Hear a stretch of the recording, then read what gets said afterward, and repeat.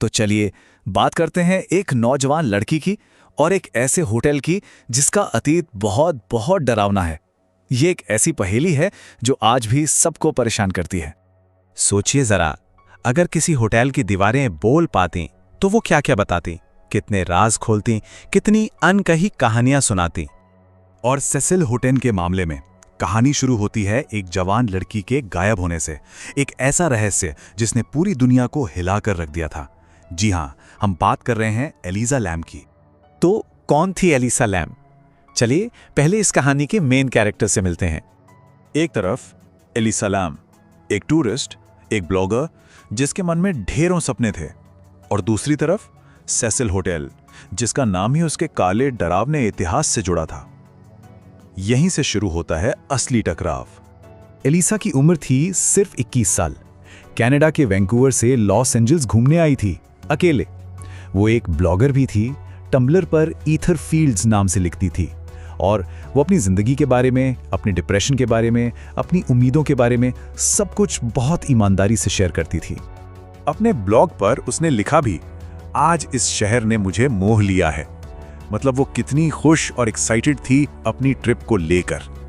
लेकिन ये खुशी बहुत जल्द एक खौफनाक सपने में बदलने वाली थी। और अब आते हैं कहानी के उस हिस्से पर, उस सबूत पर जिसने इस केस को एक वायरल मिस्ट्री बना दिया। हाँ, मैं बात कर रहा हूं लिफ्ट के उस डरावने वीडियो की। 31 जनवरी 2013 ये वो आखिरी तारीख थी जब एलिसा को किसी ने देखा था। इसके बाद वो जैसे हवा में गायब हो गई। उस वीडियो में दिखता है कि एलिसा घबराई हुई लिफ्ट में आती है और एक साथ कई बटन दबा देती है। फिर वो कोने में ऐसे छिप जाती है जैसे किसी से बच रही हो। वो बार बार बाहर झांकती है, हवा में कुछ बहुत ही अजीब हाथ के इशारे करती है और फिर लिफ्ट से बाहर चली जाती है। लेकिन इस वीडियो की सबसे डरावनी बात क्या थी पता है?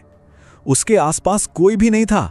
मतलब वो जिस किसी से भी डर रही थी या जिससे भी बात कर रही थी, वो कैमरे में कहीं नहीं था।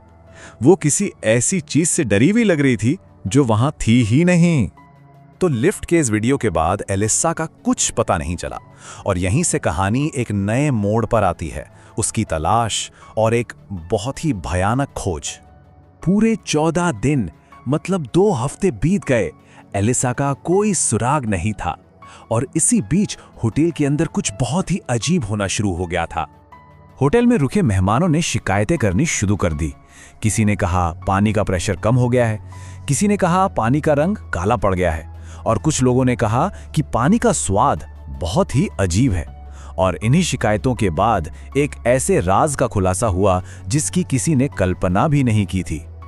जब होटल का एक कर्मचारी इन शिकायतों को चेक करने के लिए छत पर गया जहां पानी की टंकियां रखी थीं, तो उसने जो देखा वो रोंगटे खड़े कर देने वाला था।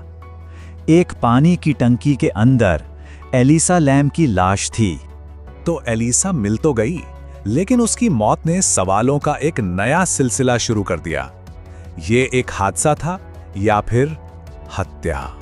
पुलिस की ऑफिशियल रिपोर्ट ने कहा कि ये एक एक्सीडेंटल ड्राउनिंग थी, मतलब दुर्घटनावश डूबने से हुई मौत, और इसमें उसके बाइपोलर डिसऑर्डर का भी हाथ हो सकता है।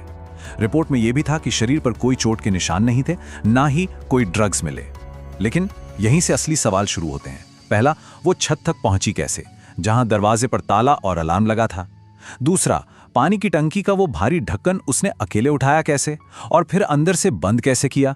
और सबसे बड़ी बात, उस एरिया का कोई दूसरा सीसीटीवी फुटेज क्यों नहीं मिला? जब इन सवालों का कोई लॉजिकल जवाब नहीं मिला, तो लोगों का ध्यान कहीं और जाने लगा।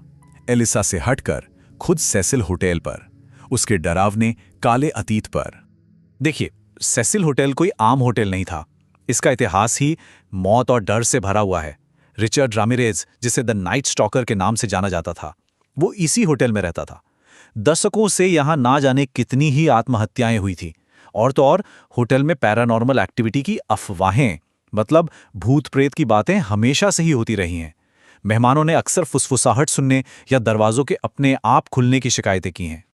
यहां तक कि आज भी लोग कहते हैं कि उस घटना के बाद अगर कोई रात में होटल की छत पर जाए तो पानी की टंकी से अजीब अजीब आवाजें आती हैं, जैसे वो डरावना अतीत आज भी वहीं जिंदा हो।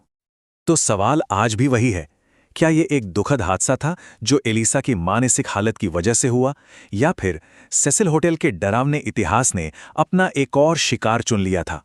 ये एक ऐसी पहेली है जिसका जवाब शायद कभी नहीं मिलेगा। और बहुत से लोग ये मानते हैं कि एलिसा आज भी वहीं है, उस होटल के कमरों और गलियारों में,